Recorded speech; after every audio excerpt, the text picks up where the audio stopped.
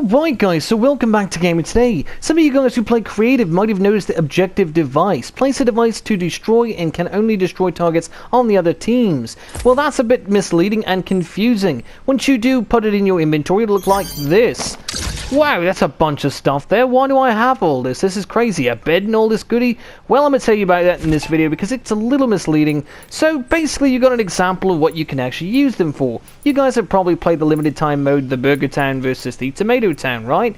Well, basically that's what this allows you to do. So let's take a look at what all we can use to play this game. So we got the burger from Burger Town, tomato from Tomato Town, the satellite, the bed. I don't know what this thing is. We've also got this thing, which is some sort of electronics, and these thing. I have no idea what that is either, but they all do the same thing. So let's go to example here. If we go to customize, we can see it's got a health of 200, the team is team 1, explosion radius off, the beacon is off, and hide the health bar at 50 meters. Let's explain all these. Well, health is how long it's going to take to break it. You can make the health all the way up to 25,000. That's a long time to break this. You can also make this team 1, team 2, team 3, team 4, team 5, team 6, team 7, team 8, Team 9, Team 10, it goes all the way up to 16, guys. So you can do up to 16 teams. That's insanity. This would be helpful if you're doing, single player versus all the rest of them. So if everyone has their own tower to defend, you could do that. But most of you guys are going to do Team 1, 2, 3, 4 at most. More than likely.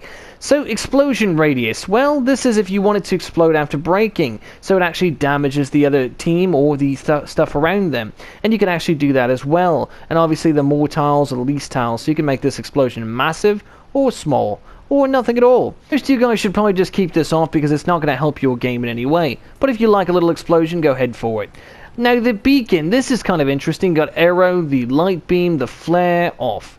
Interesting, right? You can also hide the health bar at 50 meters, 10 meters, 200 meters. 200 meters means people could see it from a very long distance. 10 meters means you have to be right on it to see it. And 50 means you have to be reasonably close to see it. Now you guys can do this same concept for all of these. Let's take an example, for instance, of this one. It's exactly the same. Same for all of these. So what if we were to use the beacon mode and put arrow on? What happens? Well, you can basically see that it's pointing an arrow down at the burger so you guys know what your target is. Pretty easy, pretty straightforward. Now what about light beam? Light beam is a little bit more helpful because you can actually see it from a longer distance.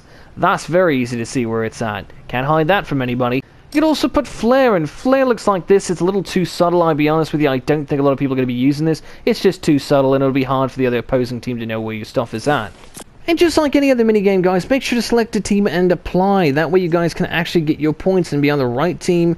So basically, this is Team 1, you want to be on Team 1 if that's the side you want to be on. If this is Team 2, you want to be on Team 2 to be on this side, and etc. Well, anyways, guys, that's everything about the objective device. Hopefully this helps you guys. I know it can be a little bit confusing at first, but that's super simple, and I'm sure you guys will understand everything you need to after this video. Well, anyways, guys, till next time, this has been Gamer Today.